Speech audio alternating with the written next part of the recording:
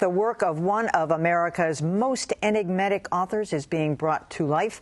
Boston's Speakeasy Stage Company is presenting the world premiere of Kurt Vonnegut's Make Up Your Mind, which may come as a surprise to many who didn't realize the famed author was a playwright.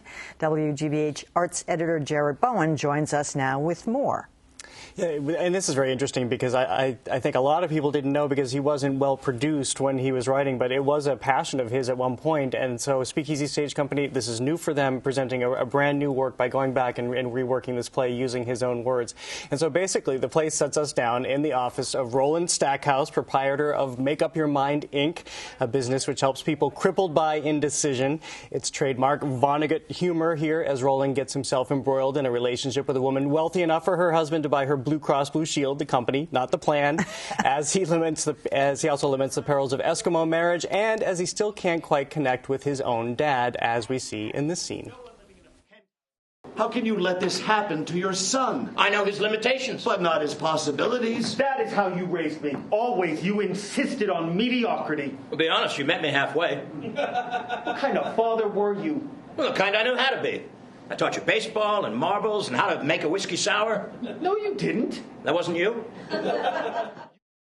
So is this the classic satiric It's very satire? funny because it's very very Vonnegut and, sort of dark and absurdist. Yeah. It's very funny. All right. Well, who would know better than Mark Vonnegut, who is Kurt Vonnegut's son? Welcome, Mark. Good to have you here. Thank you. So Thank you. do you think the play captured his style? Because they had to modify certain things. Yeah, it was, I mean, it was a lot of his stuff, and he struggled mightily with this play, and he declared it hopeless about 23 years ago. And but there's the core of what he did and what he wrote about and what he cared about, like loneliness, like the theater and stuff like that. So, so it's there's a lot there.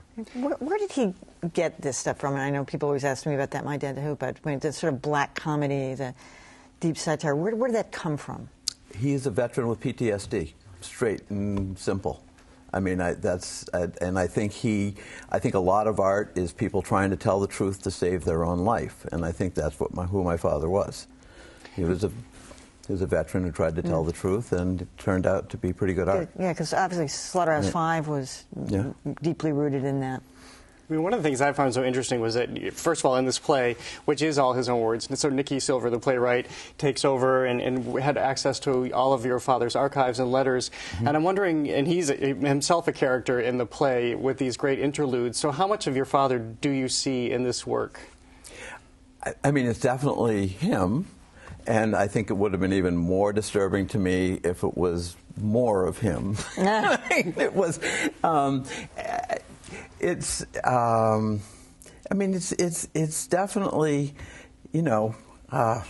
I consider my father sort of a gateway drug to reading in general and the arts in general. And he was not a pessimist. He was not a cynic. He was really trying to tell the truth. And this play, like all of his work, was trying to get at the heart of loneliness or what's wrong.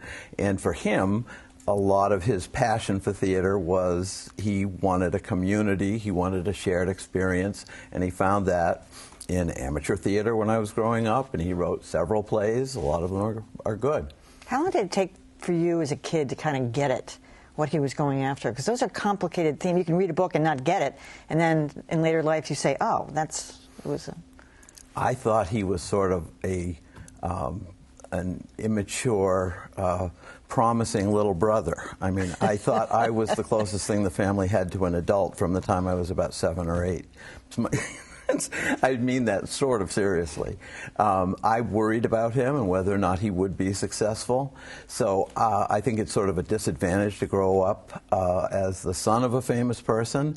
I was out there, hoping and hoping upon hope that he would make it. And I was out of the house by the time Slaughterhouse-Five was published. So I always thought him as a really promising little brother, not so much as a father. Wow, what a great story that is. I know you're almost out of time, but I can't leave. I want to know how true that relationship is between the father and son that we just saw that. His relationship with his father was a much sweeter, much more balanced, much more nuanced. And I I don't like it when people take quips sort of about him and his father, or him and his brother, who also had a very rich relationship that I knew about. His father made him a chess set.